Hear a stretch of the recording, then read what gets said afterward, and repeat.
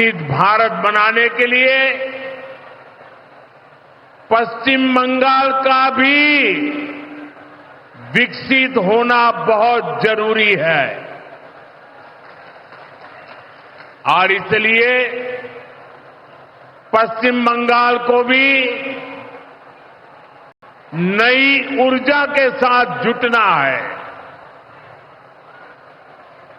बंगाल को फिर उसी भूमिका में आना होगा जो कभी यहां की पहचान थी। इसके लिए जरूरी है कि पश्चिम बंगाल फिर से नॉलेज का, ज्ञान विज्ञान का केंद्र बने। बंगाल मेक इन इंडिया का एक बहुत बड़ा सेंटर बने। बंगाल देश में पोर्ट लेड डेवलपमेंट को गति दे। बंगाल अपनी विरासत पर गर्व करते हुए, उसे संरक्षित करते हुए तेज गति से आगे बढ़े। साथियों, केंद्र की भाजपा सरकार इसी संकल्प के साथ काम कर रही। भाजपा पूर्वोदय की नीति पर चल रही है। बीते दशक में बीजेपी सरकार ने यहां के विकास के लिए हजारों करोड़ों का निवेश किया है। अब से कुछ देर पहले यहां सिटी गैस डिस्ट्रीब्यूशन नेटवर्क का शुभारंभ भी हुआ है। केंद्र सरकार के प्रयासों से ही कल्याणी एम्स बना है। न्यू अलीपुरद्वार और न्यू जलपाईगुड़ी जैसे रेलवे स्टेशनों का पुनर्विकास किया जा रहा है। बंगाल की व्यापारिक गतिविधियों को उत्तर भारत से जोड़ने के लिए डेडिकेटेड फ्रेट कॉरिडोर बन रहा है। कोलकाता मेट्रो का अभूतपूर्व विस्तार किया गया है। ऐसे अनेक प्रोजेक्ट हैं जो भारत सरकार यहां पूरे करवाने का प्रयास कर रही है। भाजपा सरकार ईमानदारी से सबका साथ सबका विकास के मंत्र को लेकर बंगाल की प्रगति के लिए समर्पित है, क्योंकि बांग्लार उदय तबई विकसित भारतेर जय। साथियों, ये समय पश्चिम बंगाल के लिए बहुत अहम है। ऐसे में पश्चिम बंगाल के हर नौजवान पर, आप सब पर बहुत बड़ा दायित्व है। आप सबने मिलकर के बंगाल का भविष्य तय करना है। आज पश्चिम बंगाल एक साथ कई संकटों से घिरा हुआ है। एक संकट समाज में फैली हिंसा और अराजकता का है। दूसरा संकट माताओं बहनों की असुरक्षा का है। उन पर हो रहे जघन्य अपराधों का है। तीसरा संकट नौजवानों में फैल रही घोर निराशा का है, बेतहासा बेरोजगारी का है। चौथा संकट घनघोर करप्शन का है। यहां की सिस्टम पर लगातार कम होते जनविश्वास का है। और पांचवा संकट गरीबों का हक छीनने वाली सत्ताधारी पार्टी की स्वार्थी राजनीति का है। साथियों, यहां मुर्शिदाबाद में जो कुछ हुआ, मालदा में जो कुछ हुआ, वो यहां की सरकार की निर्ममता का उदाहरण है। दंगों में गरीब माताओं बहनों की जीवन भर की पूंजी राख कर दी गई। तुष्टीकरण के नाम पर गुंडागिर्दी को खुली छूट दे दी गई। जब सरकार चलाने वाले एक पार्टी के लोग, विधायक, कॉरपोरेटर ही लोगों के घरों को चिन्हित करके जलाते हैं और पुलिस तमाशा देखती है, तो उस भयावह स्थिति की कल्पना की जा सकती है। मैं बंगाल की भद्र जनता से पूछता हूं, क्या सरकारें ऐसे चलती हैं? यही भावेश्वर चलेगी? साथियों, बंगाल की जनता पर हो रहे इन अत्याचारों से यहां की निर्मम सरकार को कोई फर्क नहीं पड़ता। यहां बात बात पर कोर्ट को दखल देना पड़ता है। बिना कोर्ट के बीच में आए कोई भी मामला सुलझता ही नहीं है। बंगाल की जनता को अब टीएमसी सरकार के सिस्टम पर भरोसा नहीं है।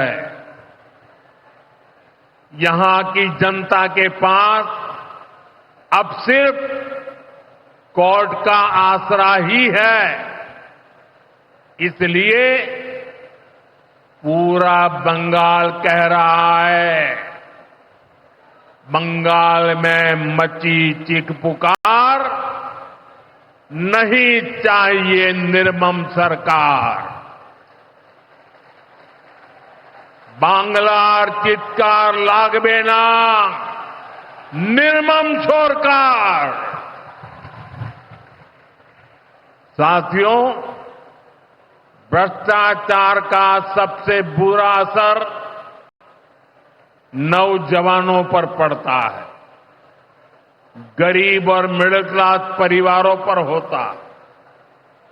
भ्रष्टाचार कैसे चारों तरफ बर्बादी लाता है, ये हमने टीचर भर्ती घोटाले में देखा है। टीएमसी सरकार ने अपने शासनकाल में हजारों टीचर्स का फ्यूचर बर्बाद कर दिया, उनके परिवारों को तबाह कर दिया, उनके बच्चों को असहाय छोड़ दिया।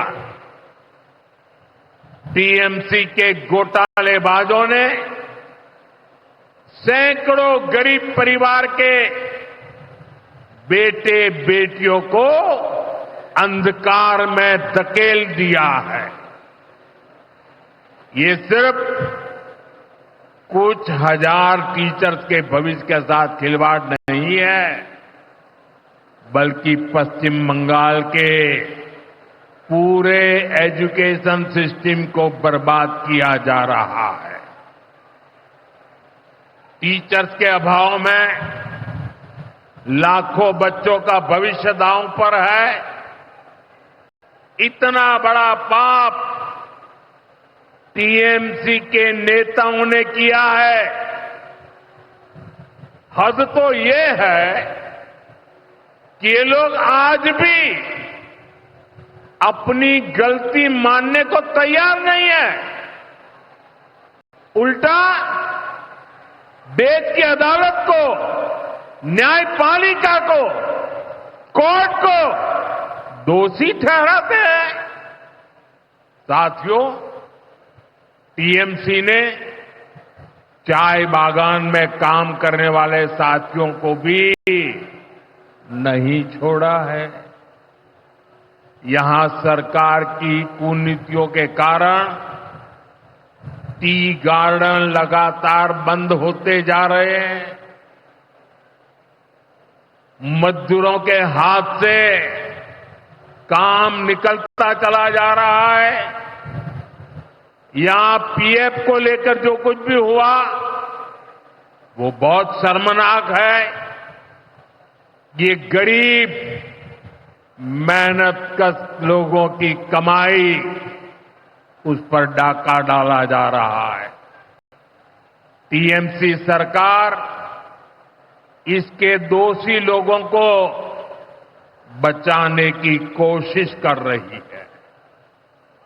और मैं बंगाल के मेरे भाई बहन आपको विश्वास दिलाने आया हूं, भाजपा ये नहीं होने देगी।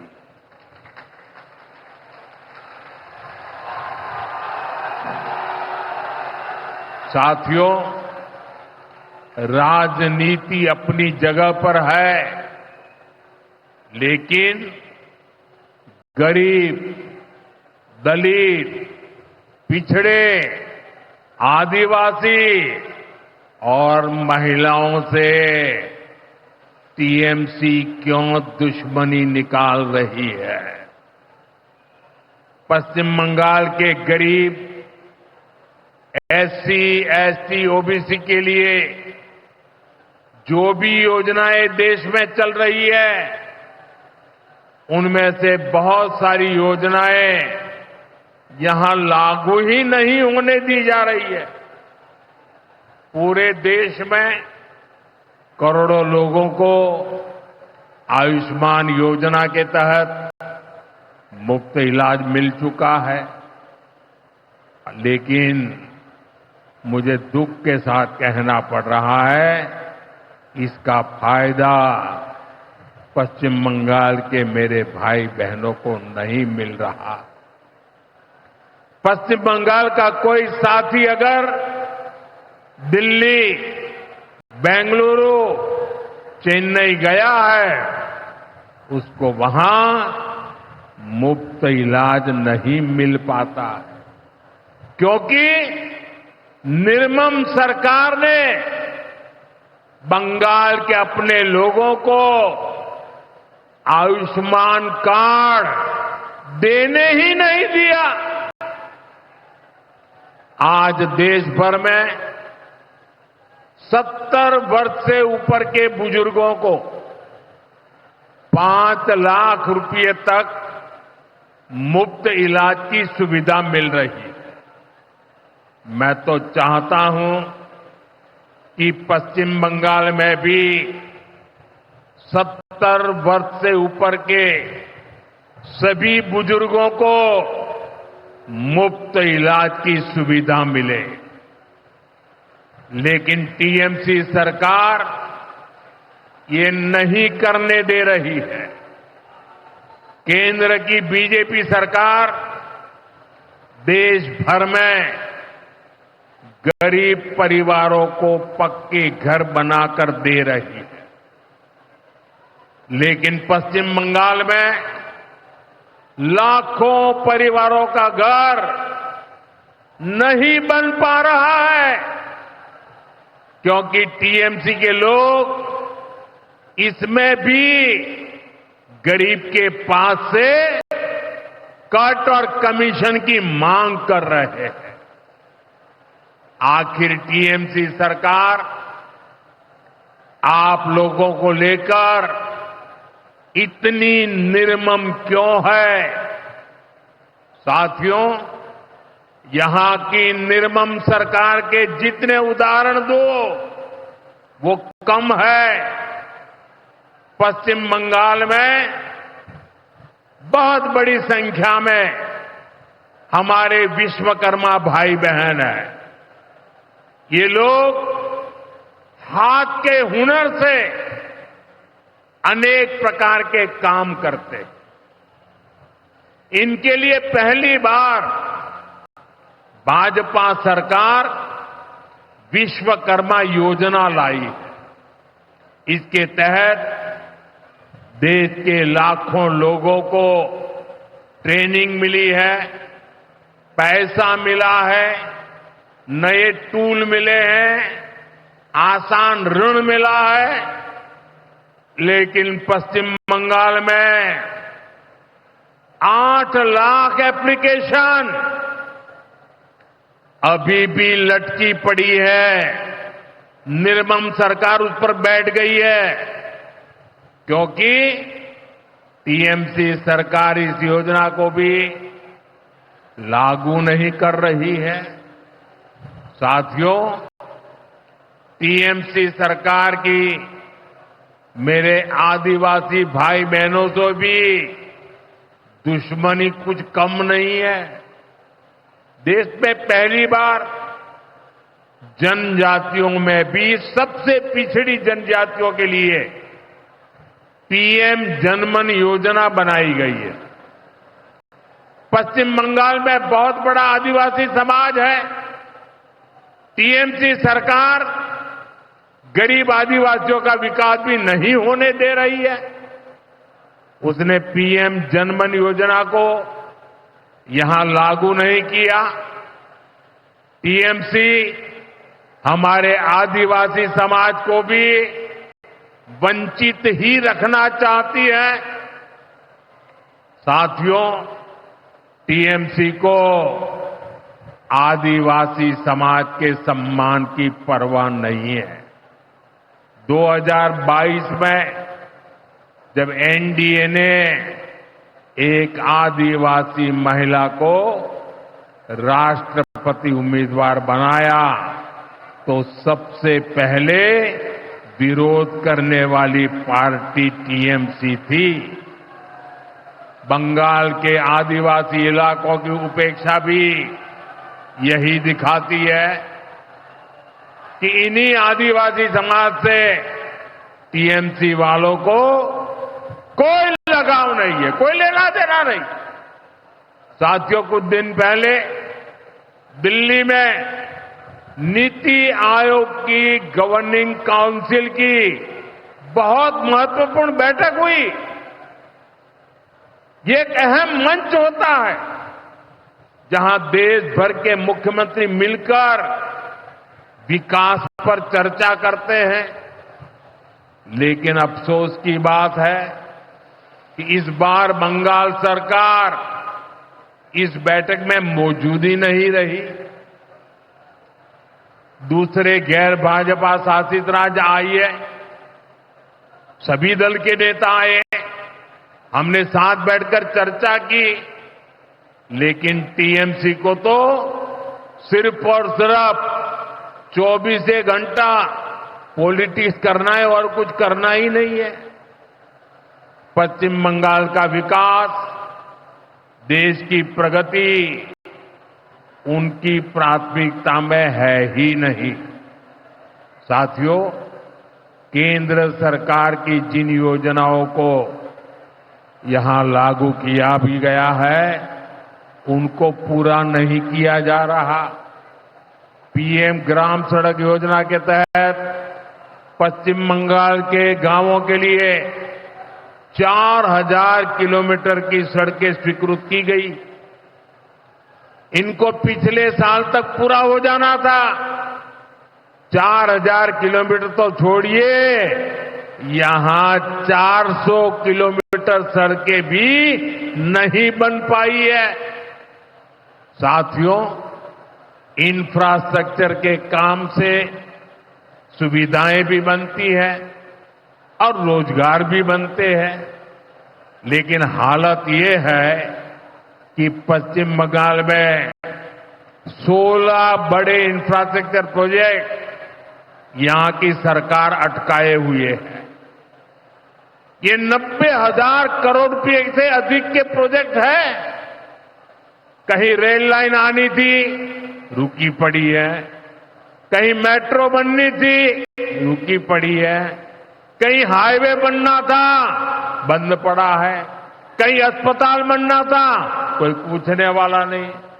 ऐसे प्रोजेक्ट्स को ये टीएमसी ने लटका करके रखा है।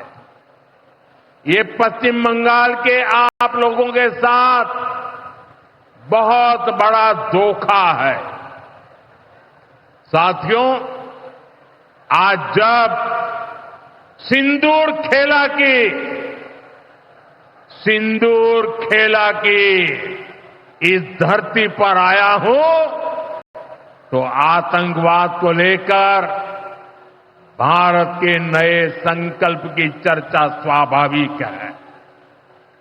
22 अप्रैल को पहलगाम में, जम्मू कश्मीर में आतंकियों ने जो बर्बरता की, उसके बाद पश्चिम बंगाल में भी बहुत गुस्सा था। आपके भीतर जो आक्रोश था, आपका जो गुस्सा था, उसको मैं भली भांति समझता था। आतंकवादियों ने हमारी बहनों का सिंदूर मिटाने का दुस्साहस किया। हमारी सेना ने उनको सिंदूर की शक्ति का एहसास करा दिया।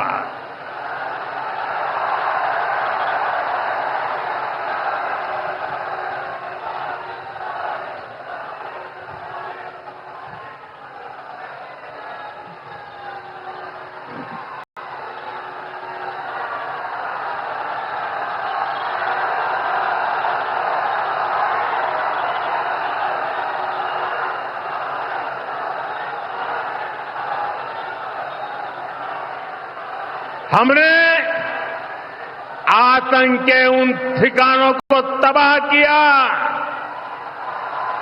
जिनकी पाकिस्तान ने कल्पना तक नहीं की थी। साथियों, आतंक को पालने वाले पाकिस्तान के पास दुनिया को देने के लिए कुछ भी पॉजिटिव नहीं है। जब से वो अस्तित्व में आए हैं, तब से ही उसने सिर्फ आतंक को पाला है। 1947 में बंटवारे के बाद से ही उसने भारत पर आतंक के हमला किया। कुछ सालों के बाद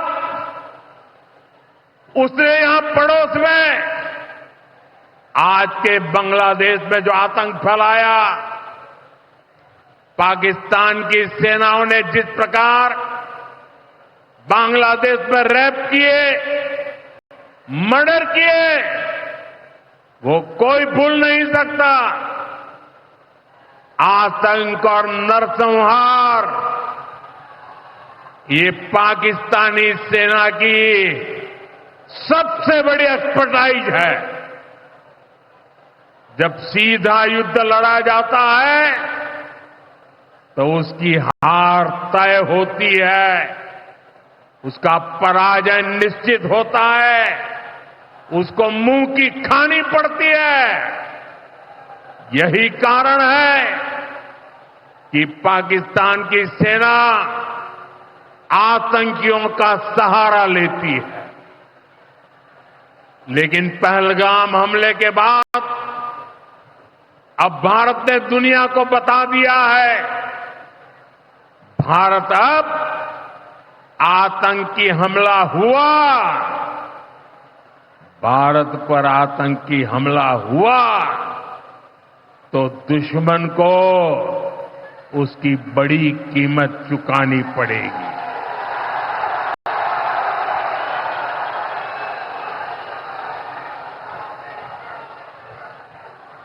और पाकिस्तान समझ ले, 3 बार घर में घुस करके मारा है तुम्हें।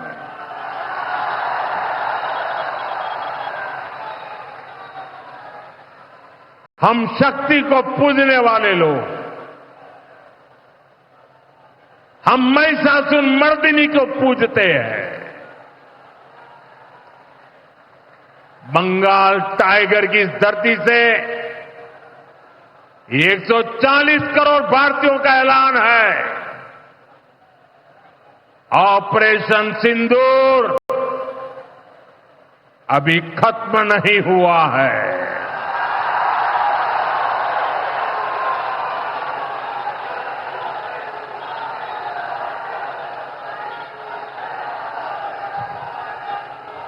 साथियों, पश्चिम बंगाल को अब हिंसा की, तुष्टीकरण की, दंगों की, महिला अत्याचार की, घोटालों की राजनीति से मुक्ति चाहिए। अब पश्चिम बंगाल के सामने भाजपा का विकास मॉडल है। आज भाजपा देश के कई राज्यों में सरकारें चला रही है। देश के लोग बार बार भाजपा को अवसर दे रहे हैं। पड़ोस में असम हो, त्रिपुरा हो या फिर ओडिशा, यहां भाजपा सरकारें तेजी से विकास कार्यों में जुटी है। मैं बंगाल के सभी भाजपा कार्यकर्ता साथियों से कहूंगा, हमें कमर कसकर तैयार रहना है। हमारे सामने एक बड़ी चुनौती है कि लोकतंत्र पर पश्चिम बंगाल की जनता के विश्वास को फिर से कैसे बहाल करें। हमें पश्चिम बंगाल के हर परिवार को सुरक्षा की, सुशासन की और समृद्धि की गारंटी देनी है। इसके लिए आने वाले दिनों में अपने प्रयासों को हमें और तेज करना होगा। साथियों, विकसित भारत बनाने के लिए पश्चिम बंगाल का तेज विकास बहुत जरूरी है। हमें पश्चिम बंगाल को उसका पुराना गौरव लौटाना है। ये हम सभी मिलकर करेंगे और करके रहेंगे। एक बार फिर आप सभी को इतनी बड़ी संख्या में यहां आने के लिए बहुत बहुत आभार व्यक्त करता हूं। मेरे साथ तिरंगा ऊंचा करके बोलिए, भारत माता की, भारत माता की, भारत माता की, भारत माता की। बहुत बहुत धन्यवाद।